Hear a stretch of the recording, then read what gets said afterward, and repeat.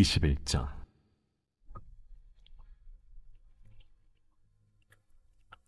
그 후에 예수께서 디비랴 호수에서 또 제자들에게 자기를 나타내셨으니 나타내신 일은 이러하니라. 시몬 베드로와 디두모라 하는 도마와 갈릴리 가나 사람 나다나엘과 세베대의 아들들과 또 다른 제자 둘이 함께 있더니 시몬 베드로가 나는 물고기 잡으러 가노라.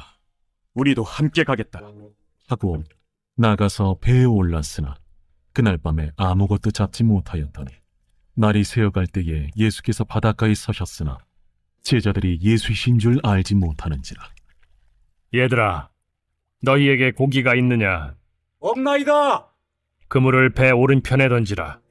그리하면 잡으리라 하시니 이에 던졌더니 물고기가 많아 그물을 들 수 없다. 예수께서 사랑하시는 그 제자가 베드로에게 이르되 주님이시라.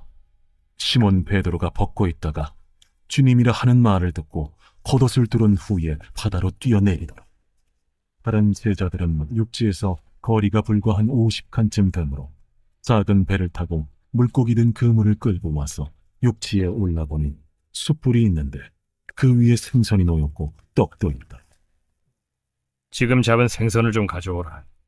시몬 베드로가 올라가서 그물을 육지에 끌어올리니 가득히 찬 큰 물고기가 153마리요 이같이 많으나 그물이 찢어지지 아니하였더라.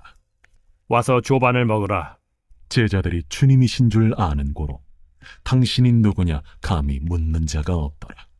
예수께서 가셔서 떡을 가져다가 그들에게 주시고 생선도 그와 같이 하시니라. 이것은 예수께서 죽은 자 가운데서 살아나신 후에 세 번째로 제자들에게 나타나신 것. 이 20장은 복음서를 기록한 목적에 관한 언급으로 거의 완벽한 완결 구조를 보이면서 마무리됩니다. 따라서 21장은 에필로그로서의 성격을 가지고 있는데요. 부활하신 예수님을 목격한 이후에 제자들의 계속되는 삶과 도전에 관해서 덧붙임으로써 제자들에게 주어진 과제와 사명을 돌아보게 합니다. 이것이 우리에게 주신 과제와 사명인 줄로 믿습니다.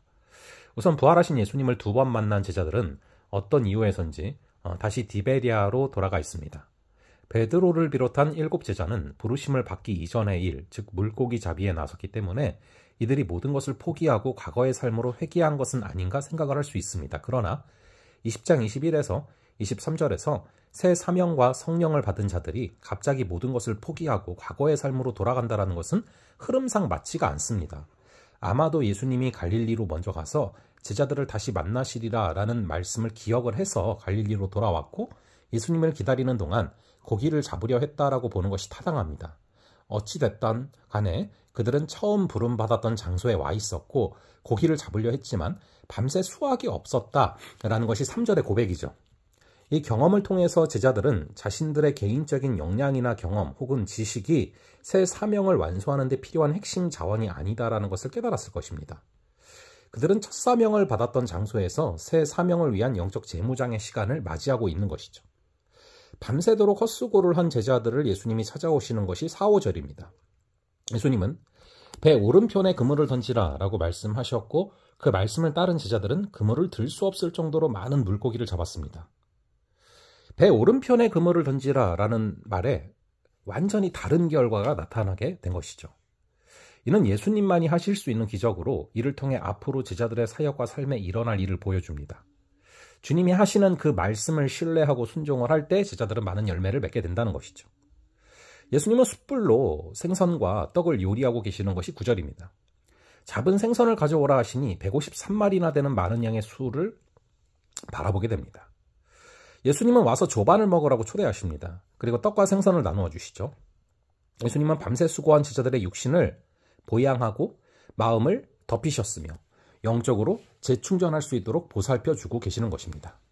당신의 승천 이후 제자들이 어떤 사명을 감당하게 될지를 잘 아시기 때문에 그들을 격려하시고 회복시키신 것이죠. 이 장면은 동일한 사명을 받고 동일한 성령을 부여받은 현대 그리스도인들에게도 큰 위로와 격려가 됩니다. 주님은 안전한 가옥에서 전장의 군인들에게 원격으로 명령을 하시는 사령관이 아닙니다. 제자들을 사랑하시되 끝까지 사랑하시며 함께 호숫가로 나아가 생선을 굽고 떡을 떼어주시는 친밀한 동행이 되어주십니다. 다시 오실 주님을 바라보며 성령의 도움과 위로 가운데 우리도 그 조반을 함께 먹는 것 같은 감동을 누립니다. 주님의 모든 말씀과 행동이 격려가 되어서 우리를 회복시키실 줄로 믿습니다. 제자들은 처음 부름받았던 그곳으로 돌아가 이전에 하던 일을 이전 방식으로 했지만 아무런 성과가 없었죠. 그런데 예수님이 하시는 그 말씀에 그대로 순종을 하자 많은 물고기를 잡게 됩니다. 장차 사명을 어떻게 이루어가야 할지에 대한 큰 깨달음을 얻은 것이죠. 우리 역시 주님께서 하시는 말씀에 순종하며 성령의 인도하심에 따라 주어진 사명을 충성스럽게 감당할 수 있는 그런 성도들 되기를 간절히 바랍니다. 잠시 기도하겠습니다. 아버지 하나님, 우리로 하여금 또 오늘 이 말씀을 통하여 깊은 은혜를 깨닫게 하시니 감사합니다. 아버지 하나님, 우리 역시도 우리가 하던 대로, 우리가 하던 습관대로, 우리가 하던 방식대로 할 때 아무런 성과가 없을 수 있지만 우리 주님께서 하시는 말씀에 순종할 때 귀한 열매들을 맺게 될 줄을 믿습니다. 주의 말씀에 귀 기울이게 하시고 그 말씀에 순종하게 하시며 성령의 인도하심에 따라 주어진 사명을 충성스레 감당하는 그런 우리가 되게 하여 주시옵소서. 주님의 모든 말씀과 행동이 격려가 되어 우리를 회복시키실 줄을 믿습니다. 그 주님을 믿고 걸어가는 귀한 역사를 허락하여 주시옵소서. 감사드리고 이 모든 말씀을 주 예수 그리스도의 이름으로 기도합니다. 아멘. 그럼 또 다음번에 뵙도록 하겠습니다.